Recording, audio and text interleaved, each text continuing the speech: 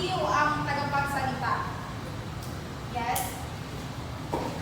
Kinakailangan ko na mag-ilo ang tagapagsalita upang siya ay pakinggan o makakuha siya ng atensyon at makuha niya din ang interes ng mga tagapakinig. Okay, maraming salamat. Tama, no? Kinakailangan na ikaw ay mag-iliw sa harap ng mga tagapakinig upang mahikayat mo sila na makinig at para hindi sila antukin. Sunod naman ay may malawak siyang kaalaman hinggil sa paksang kanyang tinatalakay. No, isa ito sa mga pinaka-importante dahil bilang tagapagsalita, kinakailangan alam mo ang inyong paksa at inyong mga dapat sabihin sa harap. Sunod naman ay kailangan siya ay palabasa. So, dito kinakailangan na ikaw ay laging nagbabasa dahil para alam mo kung ano ang iyong tatalakayin at sasabihin sa harap. Sunod ay siya ay palaisip. No, kinakailangan na mayroon siyang matalas na isip upang magkaroon siya ng maraming, may pahawatig niya ang mga maraming impormasyon na kailangan niya ipahiwatig sa mga tagapakinig. Sunod ay mayroon siyang mayamang koleksyon ng mga idea at masasabi. Para sa inyo, bakit nga ba kinakailangan na mayroon siyang mayamang koleksyon ng mga ideya? Wala ba? Ay, Sa ganun po ay mas mapapalawak pa po dito ang kanyang kaalaman kapag, lalo po kapag siya po ay palaging nagbabasa. maraming salamat. Tama, no, kinakailangan niya siya ay may mayamang koleksyon ng mga ideya dahil para maging malawak ang kaisipan din ng mga taga-pakinig. Sunod ay may interes siya sa paksang kanyang tinatalakay. Siyempre, kinakailangan na may interes siya upang mas marami siyang may pahayag ng mga ideya sa kanyang mga tagapakinig. Sunod ay siya ay objektibo. Para sa inyo, ano ba ang objektibo? Pagiging objektibo ay yung gumagawa ka ng isang desisyon o kahit anong desisyon na hindi mo pinapailan ang iyong damdamin. Mahalaga ito sapagkat lalo-lalo na kung ikaw ay nagsasalita, halimbawa kung sa debate, hindi mo pinapailan ang damdamin mo kasi ang tendency ay nagkakaroon ng bias sa iyong mga paksa o sa iyong mga sinabi. So maraming salamat. Tama, no, kinakailangan ikaw ay objektibo at kinakailangan mo din tatanggapin mo ang mga ibang solusyon ng iyong mga tagapakinig kahit hindi mo ito o wala itong alam sa inyo. Sunod naman ay mayroon siyang sense of humor. Bakit ka ba dapat may sense of humor kapag ikaw ay tagapagsalita? Yes po, JR. Kailangan mong may sense of humor ang speaker para po ay di ba? Kasi para maakit mo ang mga tawa at makuha mo ang mga attention nila sa iyo kasi kung meron kasi sense of humor, mas lalo silang mas iigan silang makinig sa iyo at lalo na mas iigan silang makinig sa iyo. Maraming salamat. Tama, no? Kinakailangan na may sense of humor ang speaker na para upang mainggan niya sila makinig, kinakailangan natin magpatawa upang meron silang hindi sila ma-bored at kawili-wili silang makinig. Sunod ay gumagamit siya ng mga angkop na salita. So, sige, meron ka bang ideya tungkol dito, ma'am? Kapag ito ay isang tagapagsalita,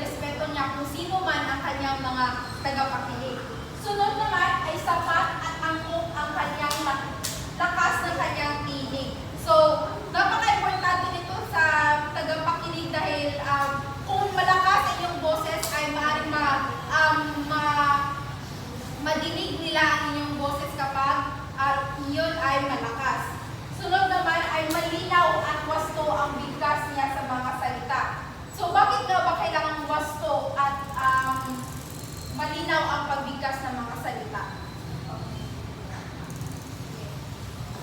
Dapat malinaw ang bigkas ng mga salita upang maintindihan ng mga tagapakinig ang gusto mong ipanduan dito. Maraming salamat. Tama no, kinakailangan na wasto at malinaw upang maunawaan ng maayos na iyong tagapakinig kung ano man inyong naisip pakinig. Sunod naman ay gumagamit siya ng mga angkop na kumpas at kilos. So, kinakailangan hindi siya nakaka-distract sa iyong tagapakinig kung ano-anong mga kinikilos mo. Kinakailangan angkop ito sa kanila para makinig sila ng mabuti sa inyo. Sunod naman ay hindi niya iniinsulto at sinasaktan ang damdamin ng kanyang tagapakinig. No, tama ito dahil kung meron pang mga suwisyon o mga pag-alinlangan ng mga tagapakinig o mga katanungan ay kinakailangan niya sagutin o irespeto ang kanilang mga opinion. Sunod naman ay ang kanyang kasuotan sa okasyon. So bakit nga ba kinakailangan angkop ang kanyang kasuotan base sa okasyon? Halimbawa kung nagsasalita ka sa harap, hindi ka po pwede magbikini kasi Sorry na. kapag formal yung talakayan, magsuot ka ng formal. Kung gusto mo suot ng panyo, Kung gusto mo naman magbikini, doon ka sa isuot ang panyo. Maraming salamat. So tama no, kinakailangan iakma ang iyong kasuotan sa okasyon na inyong dadaluhan. Sunod naman ay pinaniniwalaan at sinasabuhay niya ang kanyang sinasabi. Upang mas ma-relate ng iyong tagapakinig ay kailangan mo itong iugnay sa totoong buhay para maunawaan nila ng mabuti ang iyong mga naisipang hiwati.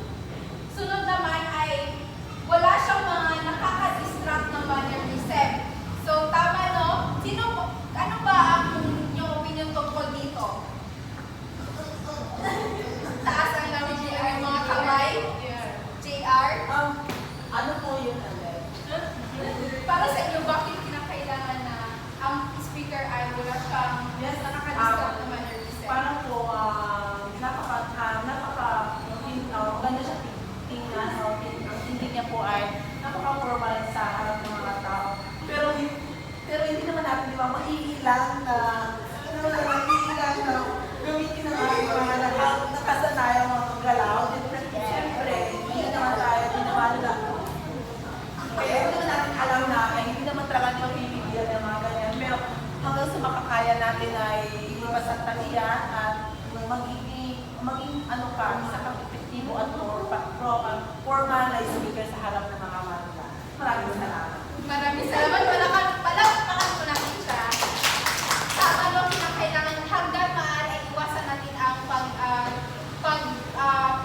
ng ating mannerism upang hindi ma-distract ang ating mga tagapakinig dahil kung gagawin nyo yun ay mas mag-focus sila sa inyong mga kilos. Sunod naman ay mailaw ang kanyang tindig at posture. No, kinakailangan sa harap ay kailangan maayos sa inyong posture sa harapan. Kinakailangan, hindi naman pwede na nakaganon kayo, no? Magbangko, mga sa Bisaya. Bako. Dahil nakaka-distract ninyo sa kanila at hindi formal sa harap ng mga banda. Sunod naman ay maayos at lohikal ang kanyang presentasyon mula simula hanggang sa wakas. So, kinakailangan na maayos at malinaw ang kanyang pagpepresenta sa harapan hanggang sa simula hanggang sa magtapos ang kanyang presentasyon. Sunod naman ay iniiwasan niya ang labis na mampalabok na pananalita. Para sa inyo, ano nga ba ang mampalabok na pananalita? Meron pa ba? parang ano po, mahirap na mga salita. Tama. Maraming salamat. Ang ibig sabihin ng mampalabok ay ang mga complicated na mga salita o malalalim na hindi maiintindihan ng iyong mga tagapakinig.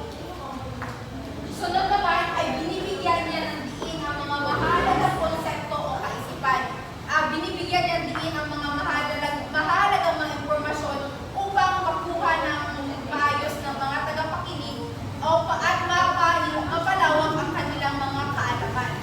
Sunod naman ay alam niya kung kailan niya tatapusin ang pagsasalita. Sino bang may ideya kung bakit napabilang sa napaka-epektibong speaker alam niya kung kailan niya tatapusin ang kanyang pagsasalita?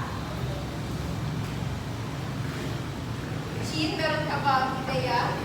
Ano nga po ulit yun? Alam niya kung kailan niya tatapusin ang pagsasalita. Dapat po na alam niya kung kailan niya tatapusin ang kanyang magsasalita. Nang sa gayon ay parang malaman niya kung ilang minuto lang dapat ang kanyang kukunin para sa kanyang pagsasalita. Maraming salamat. No, kinakailangan alam niya kung kailan niya tatapusin upang hindi mabitin o mabitin ang kanyang mga tagapakinig. Sunod naman, ay iniwasan niya ang mayabang o hindi pagyayabang. Bakit nga ba kailangan iwasan o magyabang o hindi pagyayabang pag nagsasalita? Meron po bang ibang